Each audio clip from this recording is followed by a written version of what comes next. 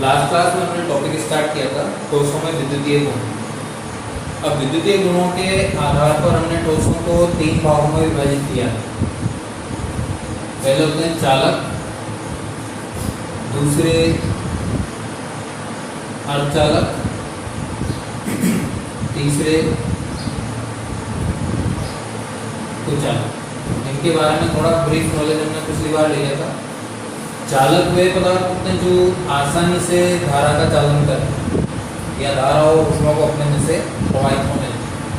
अर्धचालक वे होते हैं जो सामान्य ताप पर या 0 केल्विन, कहने का मतलब 0 केल्विन पर धारा का चालन नहीं करते हैं, परंतु जैसे जैसे ताप बढ़ता जाता है वैसे वैसे वो चालक में परिवर्तित होते जाते हैं।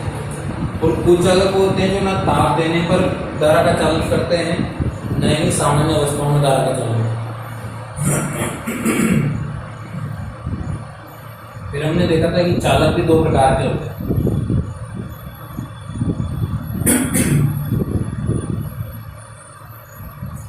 एक थे विद्युत अपघटनी, एक हमने देखे थे धात्विक। इनके बारे में हम नॉलेज ले रहे थे। धात्विक चालक धातु के बने हुए चालक होते हैं जिनमें धारा का चालन मुक्त इलेक्ट्रॉनों की सहायता से किया जाता है। विद्युत अपघटनी चालक जो होते हैं वो सामान्यतः द्रवित अवस्था में पाए जाते हैं और उनके अंदर धारा का चालन आयनों की सहायता से किया जाता है। ये जो 3 वर्गीकरण किए गए ये चालकता के आधार पर किए गए। किस आधार पर किए गए हैं? चालकता के आधार पर। कैसे किए गए हैं? जो चालक होते हैं वे 10⁴ से 10⁷ महो या ओम इनवर्स, 10⁴ से 10⁷ mho inverse ohm inverse metre inverse चालकता प्रदर्शित करते हैं। यानी इनकी चालकता इतनी अधिक होती है 10⁴ से 10⁷ महो प्रति मीटर। जो अर्धचालक होते हैं उनकी जो चालकता होती है वो इनके मध्य होती है, यानी 10⁻⁻⁶ से 10⁻⁻⁶ से 10⁴ 10⁻⁻⁶ से 10⁴ ओम इनवर्स मीटर इनवर्स। और जो कुचालक होते हैं वो इस 10⁻⁻⁶ से भी कम के होते हैं, अर्थात इनकी जो चालकता है वो 10⁻⁻20 से 10⁻⁻10 के मध्य पाई जाती है, यानी बिल्कुल नगण्य चालकता, किसी प्रकार की कोई चालकता नहीं दर्शाते। वो कहलाते हैं कुचालक, जिनमें सामान्य ताप पर तो या 0 केल्विन ताप पर तो बहुत ही कम चालकता हो, लेकिन जैसे जैसे टेम्परेचर बढ़ता जाए उसके साथ साथ चालकता भी बढ़ती जाए तो ऐसे क्या कहलाएंगे? अर्धचालक। और जिनमें प्रत्येक अवस्था में चाहे तापमान कम हो, ज़्यादा हो, 0 हो, जैसा भी हो तो उस अवस्था में जो धारा का चालन करे वो चालक है। चालकों को 2 भागों में बांटा गया, विद्युत अपघटनी चालक और धात्विक चालक। विद्युत अपघटनी चालक में आयनों के द्वारा चालन होता है,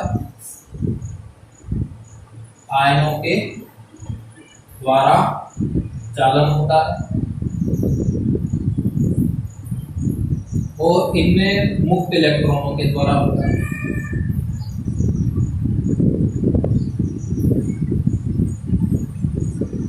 जो विद्युत अपघटनी चालक है इनके अंदर क्या होता है, जैसे हमने एक इनका जलीय विलयन लिया, इस विलयन के अंदर हमने 2 इलेक्ट्रोड लगा दिए धातु, और इलेक्ट्रोड लगा करके उनको बाह्य परिपथ में बैटरी या किसी एनर्जी सोर्स से कनेक्ट करते हैं। तो जैसे हम ये चीज करेंगे, कनेक्ट करते ही ये क्या होगा, इसके ऊपर धनावेश आने स्टार्ट कर देंगे। विलयन में से निकल के धनायन इस पे आने लग जाएंगे और विलयन में से निकल के ऋणायन इस पे आने शुरू कर देंगे। तो विलयन में से क्या हो रहा है? आयनों का प्रभाव हो रहा है। किधर हो रहा है? विलयन से इलेक्ट्रोड की तरफ। तो धीरे धीरे यहाँ क्या होने लग जाता है, इसकी बात करें विद्युत अपघटनी चालक, धीरे धीरे क्या होने लगता है, इसमें पदार्थ या द्रव्य का चालन या अपवहन प्रारंभ हो जाता है। इनके अंदर सिर्फ इलेक्ट्रॉन गति करेंगे। कोई लोहे की टेबल है, उस पर आपने तार लपेटा और उसमें लगा करके बटन ऑन किया, तो सिर्फ इलेक्ट्रॉन बहेंगे। ऐसा नहीं होगा कि वो पूरी टेबल बह के चली जाएगी, केवल इलेक्ट्रॉन बहेंगे। तो उसमें पदार्थ का जो वहन है वो नहीं होगा। तो इसमें पदार्थ का वहन नहीं होगा, पदार्थ का वहन नहीं। इसके अंदर पदार्थ का वहन होगा, हम देख ही रहे, पदार्थ का वहन होगा। कैसे, ये इसकी बात है। कैसे होगा? दो इलेक्ट्रोड लगाए, विद्युत लपेटे डाला, बाह्य परिवर्तक में उसको एनर्जी सोर्स से कनेक्ट किया, और जैसे हमने कनेक्ट करके बटन दबाया, बटन दबाते ही विलयन में से धनायन निकल के इस पे आने लग गए। क्यों? क्योंकि ऋणावेश से जुड़ा हुआ है। और विलयन में से ऋणायन निकल के इस पे आने लग गए। क्यों? क्योंकि धनावेशित हो रहा है। इस वजह से यहाँ हम क्या देख रहे हैं, आयनों या पदार्थ का वहन हो रहा है। किसके अंदर हो रहा है? अपघटनीय। और इसके अंदर सिर्फ मुक्त इलेक्ट्रॉनों के द्वारा चालन होता है। सिर्फ कौन गति करेगा? इलेक्ट्रॉन। पदार्थ का वहन नहीं होगा। दो मुख्य अंतर है इनके अंदर।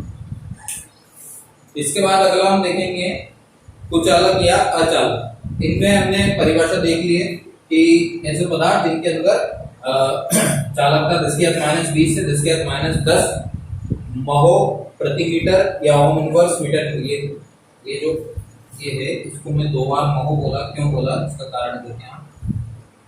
इसकी स्पेलिंग, ओम की स्पेलिंग थी OHM।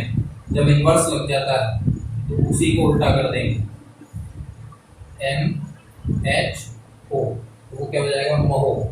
इसलिए ओम इनवर्स बोलने की जगह महो भी बोल सकते हैं, महो प्रति मीटर या ओम इनवर्स प्रति मीटर। इस प्रकार से जिनकी चालकता 10⁻20 से 10⁻10 महो प्रति मीटर या ओम इनवर्स मीटर इनवर्स होती है, उन्हें हम कुचालक कहते हैं।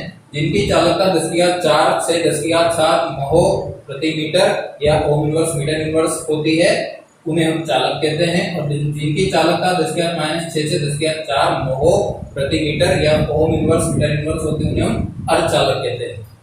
अब डिटेल में जाएंगे हम अर्धचालक।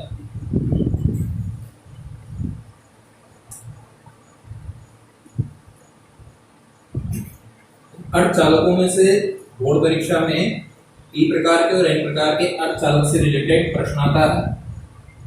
वो 2 नंबर के जो क्वेश्चन आते हैं उसमें से आता है। तो देखेंगे किस प्रकार से उन्हें हम डिवाइड करते हैं। परिभाषा इनकी मैं आपको बता चुका हूँ। अर्धचालक वे पदार्थ होते हैं जो 0 केल्विन पर धारा का चालन नहीं करते हैं, किंतु जैसे जैसे तापमान बढ़ाते हैं उनके अंदर इलेक्ट्रॉनों के मुक्त हो जाने के कारण धीरे धीरे चालकता में वृद्धि होनी प्रारंभ होती जाती है। क्योंकि ताप बढ़ाने पर इलेक्ट्रॉन यादृच्छिक गति करने लगते हैं, तत्वों से टूट करके मुक्त होने लगते हैं। तो मुक्त होने के कारण वे इलेक्ट्रॉन यहाँ वहाँ आसानी से गतिशीलता दर्शाने लगते हैं। अब हम देखें कि एक प्रश्न यहाँ पर उठता है कि अर्धचालकों का ताप बढ़ाने पर चालकता में वृद्धि होती है, परंतु चालकों का ताप बढ़ाने पर चालकता में कमी आती है, क्यों? बहुत ही महत्वपूर्ण प्रश्न है। चाहे फिजिक्स के एंगल से देखें आप, चाहे केमिस्ट्री के एंगल से देखें, दोनों के लिए बहुत अच्छा क्वेश्चन है कि हम 2 के बीच में तुलना कर रहे हैं, एक तो चालक और एक अर्धचालक।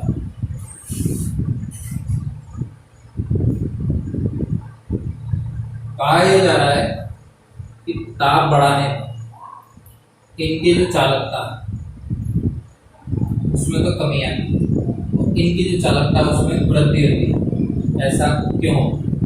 इसका कारण ये है कि जो चालक, हम ये मान के चलें कि अभी चालक जो है, अभी जिस चालक की हम बात कर रहे हैं वो है धात्विक चालक। तो हमारा आंसर देना थोड़ा इजी हो जाएगा। अभी हम जिस चालक की बात कर रहे हैं चालक कौन है? धात्विक चालक। तो धात्विक चालक में हमने अभी देखा था थोड़ी देर पहले, यहाँ 2 हिस्से करके मैंने बताया था। तो धात्विक चालकों में चालकता का मुख्य कारण है मुक्त इलेक्ट्रॉन। इनमें भी प्रोग्राम तो मुक्त इलेक्ट्रॉन से प्रारंभ होगा, पहले ताप बढ़ाने पर। अब ये जो मुक्त इलेक्ट्रॉन है ये उसमें हर समय उपस्थित होते हैं। चालक में, धात्विक चालक में प्रत्येक समय मुक्त इलेक्ट्रॉन उपस्थित होते हैं, चाहे वो ठंडा हो चाहे गर्म। अब मुक्त इलेक्ट्रॉन उपस्थित रहेंगे तो मान लो मैंने उसको धारा दी, जैसे ही करंट दिया तो धारा देते ही ये इलेक्ट्रॉन यादृच्छिक गति करेंगे, उसको अंग्रेजी में ड्रिफ्ट वेलोसिटी बोलते हैं।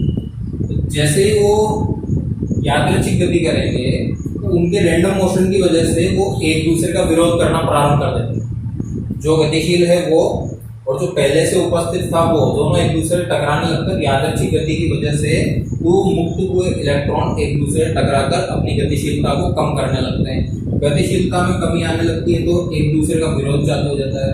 विरोध चालू होता है तो उस विरोध को हम बचपन से पढ़ते आ रहे हैं प्रतिरोध के नाम से। तो जैसे जैसे वो एक दूसरे की गति का विरोध करते हैं प्रतिरोध क्या होने लग जाता है, बढ़ जाता है। जैसे जैसे प्रतिरोध बढ़ता है तो चालकता क्या होने लग जाती है, कम होने लगती है।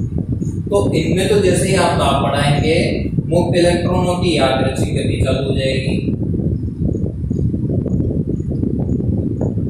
यादृच्छिक गति बढ़ने की वजह से प्रतिरोध बढ़ेगा क्योंकि एक दूसरे की गति का विरोध करेंगे। यादृच्छिक का मतलब होता है जिधर इच्छा पड़ी उधर ही निकल पड़ा। तो इलेक्ट्रॉन का जैसे उसका ताप बढ़ाया, ताप बढ़ाते ही मुक्त इलेक्ट्रॉनों की यादृच्छिक गति बढ़ गई। यादृच्छिक गति बढ़ते ही प्रतिरोध बढ़ गया। क्यों बढ़ गया? क्योंकि एक इलेक्ट्रॉन जिस दिशा में जा रहा है जरूरी नहीं दूसरा उसी दिशा में जाए, हो सकता है उसके विपरीत भी चला जाए। तो यादृच्छिक गति की वजह से प्रतिरोध बढ़ गया। प्रतिरोध बढ़ गया तो चालकता में कमी है। अब उधर चलते हैं। उधर पहले स्टार्टिंग में मुक्त इलेक्ट्रॉनों की संख्या बहुत कम है, या हो सकता है नगण्य भी, 0 केल्विन। लेकिन जैसे जैसे टेम्परेचर बढ़ता गया मुक्त इलेक्ट्रॉनों की संख्या क्या होती है, बढ़ती।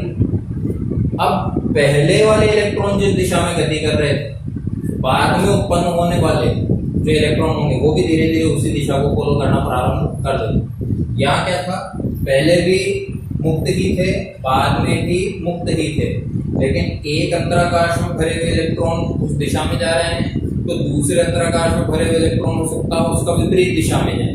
ये भी हो सकता है कि कोई किसी परमाणु ने इलेक्ट्रॉन नहीं छोड़ा अपने बाह्यतम कोश के, तो जैसे हमने ताप दिया वैसे उसने इलेक्ट्रॉन छोड़ दिए।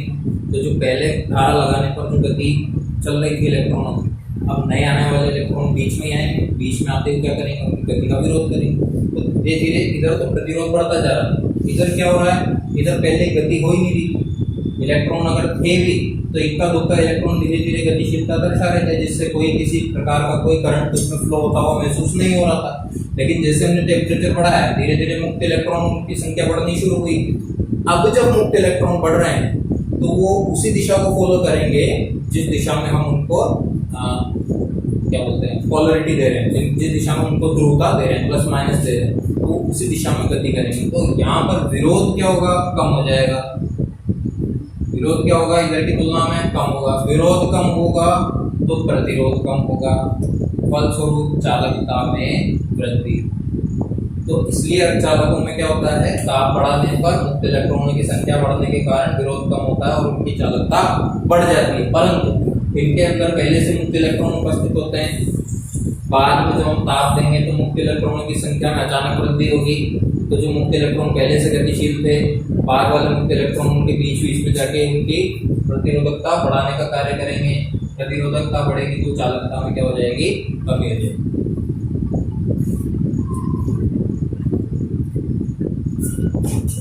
इसके बाद अगला पॉइंट आता है अर्धचालकों के प्रकार।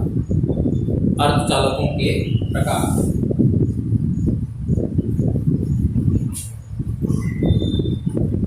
अर्धचालक जो है दो प्रकार के होते हैं। एक होते हैं नेज या शुद्ध अर्धचालक, पहले होते हैं नेज या शुद्ध अर्धचालक और दूसरे होते हैं अपद्रवी अर्धचालक। नेज या शुद्ध में तो ये होता है कि हमने बाहर से कुछ नहीं मिलाया, सिर्फ तापमान देने पर वो ऑटोमेटिक उसकी चालकता में वृद्धि होगी। दो प्रकार के होते हैं, नेज या शुद्ध अर्धचालक और दूसरा प्रकार है अपद्रवी।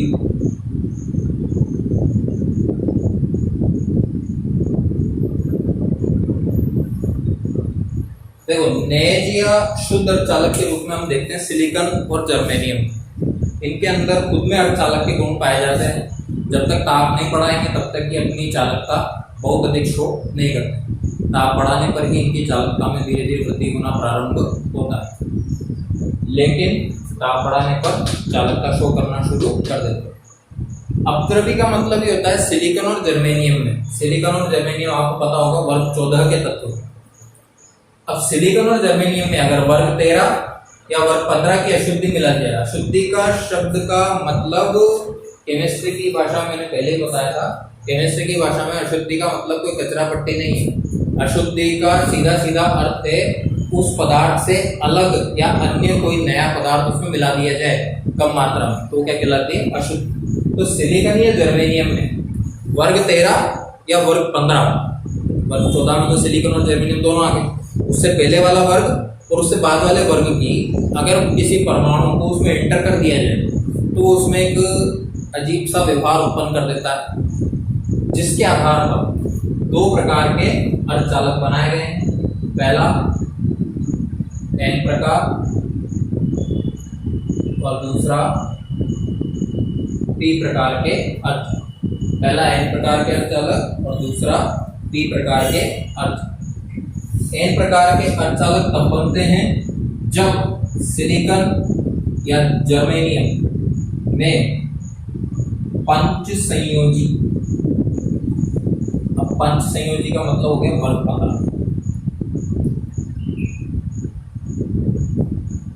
की अशुद्धि मिला।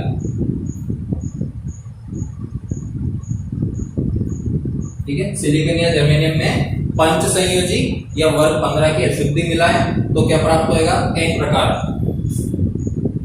तो सिलिकॉन या जर्मेनियम में त्रिसंयोजी, त्रिसंयोजी का मतलब हो गया वर्ग 13 की अशुद्धि मिला।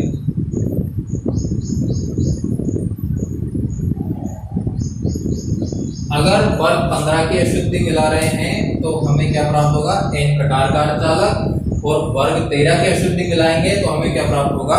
पी प्रकार का अर्धचालक।